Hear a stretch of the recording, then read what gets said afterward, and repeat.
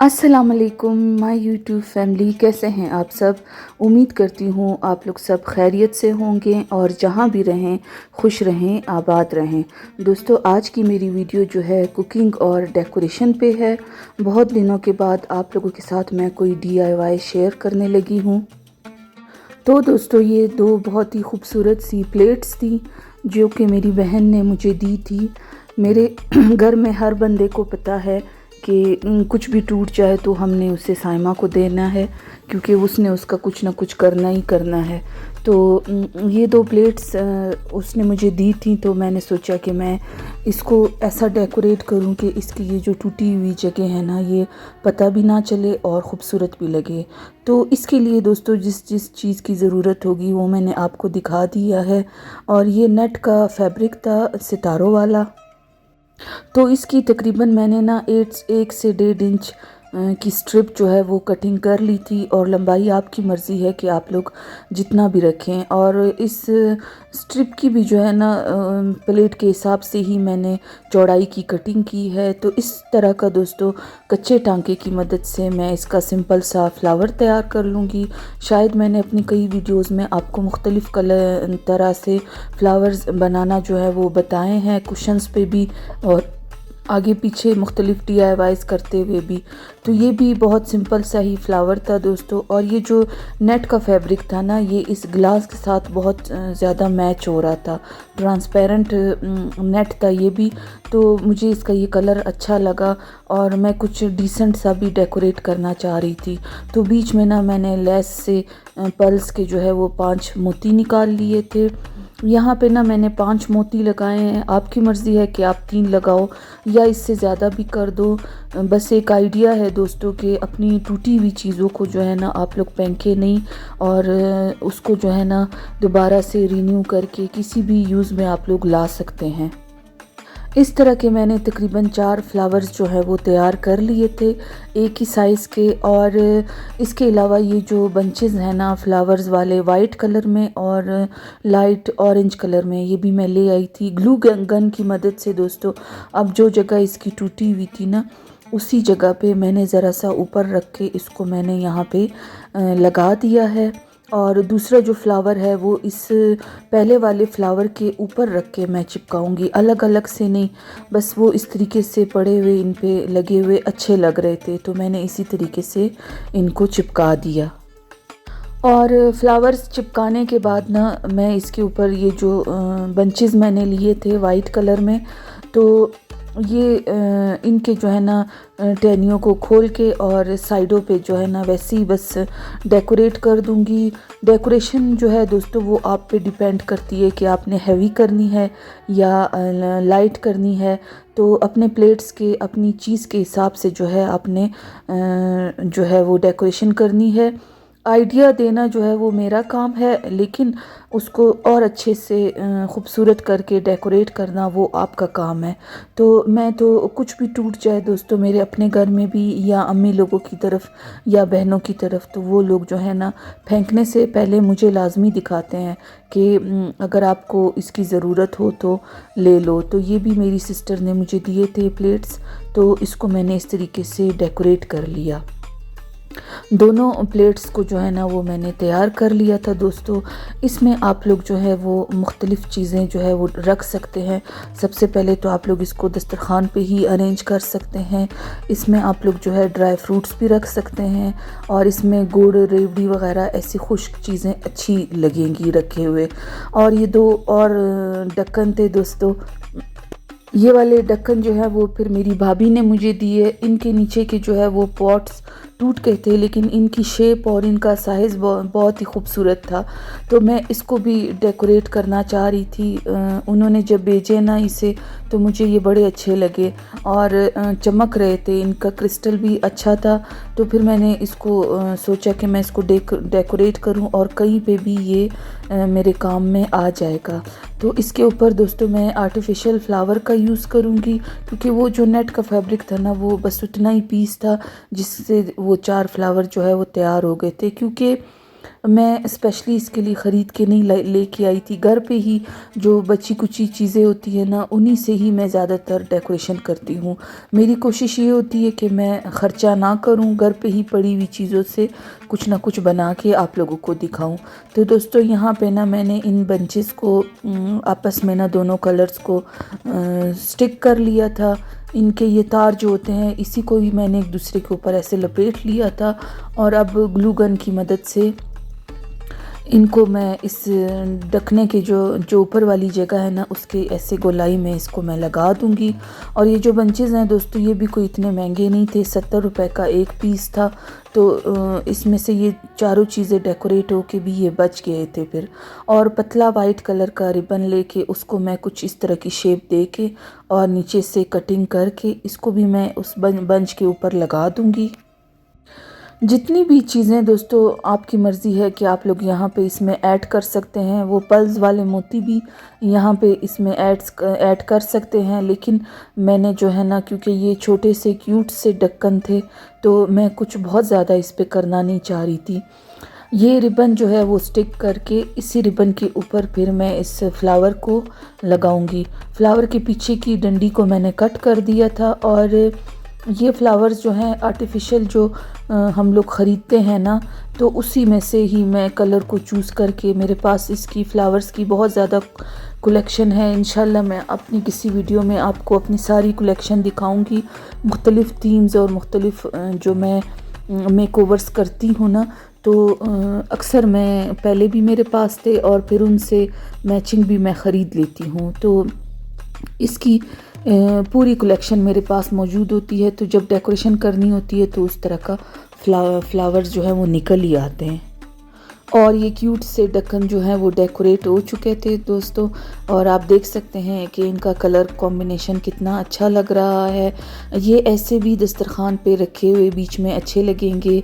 इनके साथ आप किसी कैंडल को लगा दें, या आप जो मैंने वो ड्राई फ्रूट के लिए जो वो प्लेट्स बनाई हैं, वो ड्राई फ्रूट उसके में डाल के ऊपर से आप लोग ये भी रख सकते हैं। किसी भी तरीके से आप लोग इसको डेकोरेट कर सकते हैं। और ऐसे भी ये आपकी क्रॉकरी यूनिट में पड़े हुए खूबसूरत लगेंगे।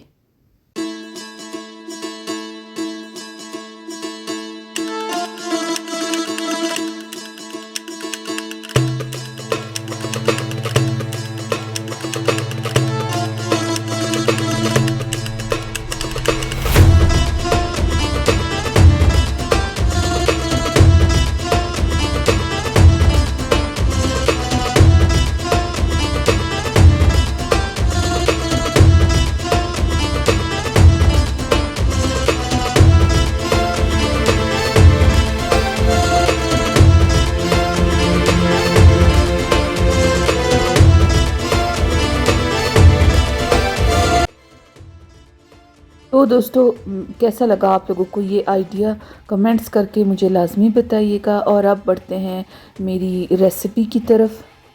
तो जैसा कि आप लोग जानते हैं कि सर्दियां शुरू हो चुकी हैं, और सर्दियों में ज़्यादा एक चीज़ इस्तेमाल होती है, ज़्यादा पिया जाता है, और वो है सूप। तो हमारे घर में तो दोस्तों ये हर तीसरे चौथे दिन बनता है।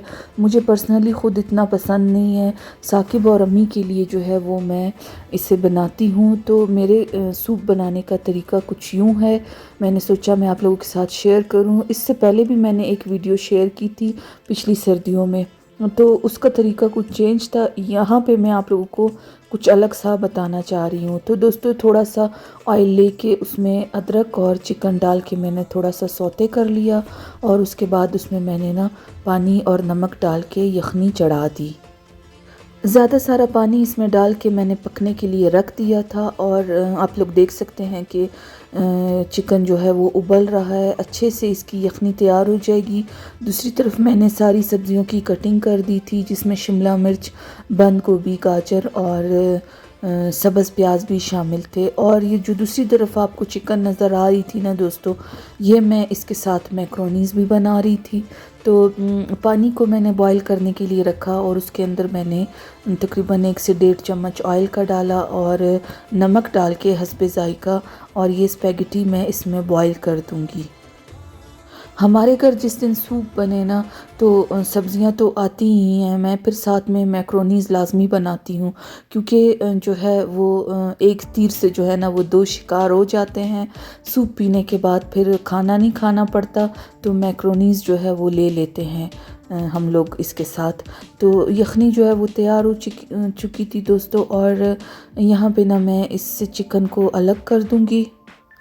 चिकन को ना अलग करके इसके मैं पतले पतले से जो है वो रेशे की तरह इसका गोश्त जो है वो अलग कर दूंगी, और ये यखनी पकती रहेगी, और जो गोश्त अलग किया था ना हड्डियों से, उसको मैं दोबारा से इसके अंदर डाल दूंगी। साथ में मैं काली मिर्चें शामिल करूंगी, और काली मिर्चें भी दोस्तों आप लोगों पे डिपेंड करता है कि आप लोग ज़्यादा खाते हो या कम। मुझे ज़रा सा स्पाइसी अच्छा लगता है तो मैं ज़रा ज़्यादा ही डालती हूँ। इस तरफ हमारी मैक्रोनी जो है वो भी बॉयल हो गई थी, और अब हम बाकी काम करते हैं सूप का। तो अलग से फ्राई पैन लेके उसमें मैंने थोड़ा सा ऑयल डाल के और गाजर इसमें शामिल करूँगी, शिमला मिर्चें, बंद गोभी, ये 3 चीज़ें मैं इसमें फ्राई करके शामिल कर दूँगी। हल्का हल्का सा हमने इसको सौते करना है, बस इसके कलर्स को ख़राब नहीं करना। ज़्यादा इसको यहाँ पे हमने नहीं पकाना, क्योंकि बाकी जो है ये उस यखनी के अंदर जाके ख़ुद ब खुद वो पकेंगे, तो फिर इसका कलर भी जो है इस तरीके से सही रहेगा।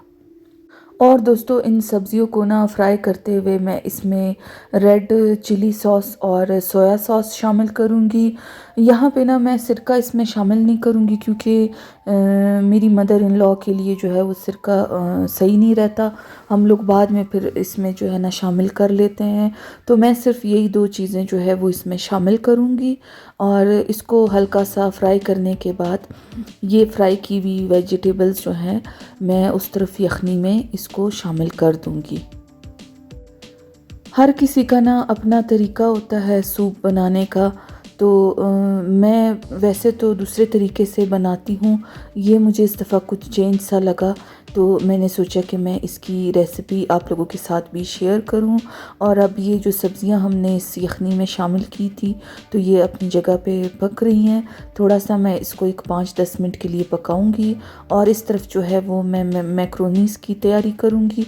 तो चिकन जो मैंने छोटे छोटे पीसेस की शक्ल में कट किया हुआ था बोनलेस, उसको ना मैं फ्राई करूंगी।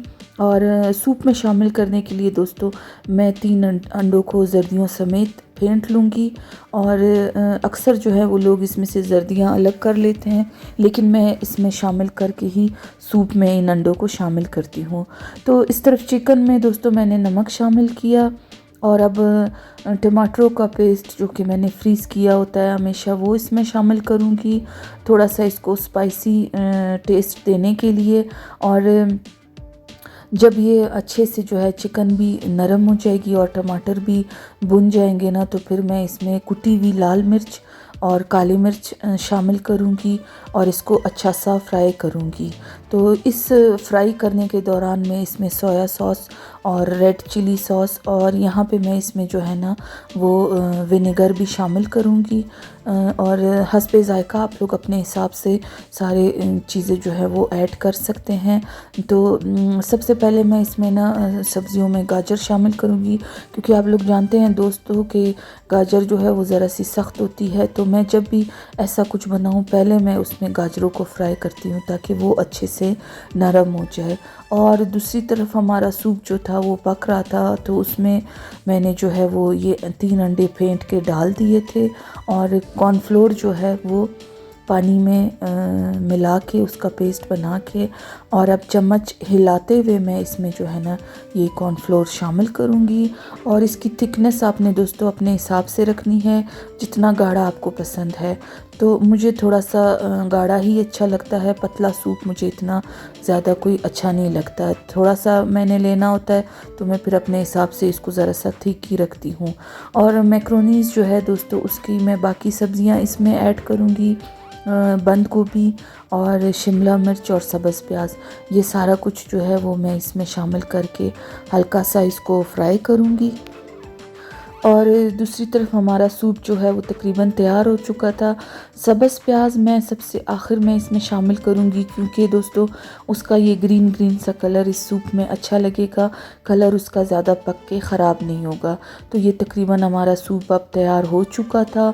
जो बाकी बचे हुए सब्ज़ प्याज थे वो मैंने इस तरफ जो है ना मैक्रोनीस की सब्ज़ियों में शामिल कर लिए थे। यहाँ पे हम लोग जो है इन सब्ज़ियों में टोमेटो केचप और मायोनीज़ भी शामिल करेंगे, क्योंकि मुझे ये दो चीज़ें जो हैं वो इसमें बहुत अच्छी लगती हैं। तो सूप दोस्तों हमारा तैयार हो चुका था और मैं उसको डिश आउट कर रही थी अपनी मदर इन लॉ के लिए। तो और क्योंकि उन्होंने जो है पहले सूप पीना होता है और फिर बाद में जो है खाना वो खाती हैं, तो मैं बाकी कुकिंग करने के दरमियान ही उनके लिए सूप ले गई थी। और इस तरफ जो हमारे पास्ता बॉयल हुए थे ना, वो मैंने इस में शामिल कर लिए और मायोनीज़ जो है वो थोड़े से साइज़ में डाल के और इसमें अच्छे से मैं मिक्स कर दूंगी। अपनी टेस्ट के हिसाब से अपनी सारी चीज़ें इसमें शामिल करनी होती हैं। तो काली मिर्चें भी जो है ना, अगर आपको स्पाइस रखना है इसको तो फिर काली मिर्चें ज़्यादा ऐड करें। तो ये रही दोस्तों इन मैक्रोनीज़ की फ़ाइनल लुक, और ये बहुत मज़े के बने थे, खाने में भी बहुत टेस्टी थे।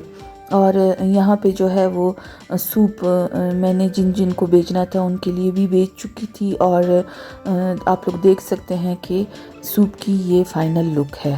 तो दोस्तों मिलते हैं अगली वीडियो में। अल्लाह हाफ़िज़।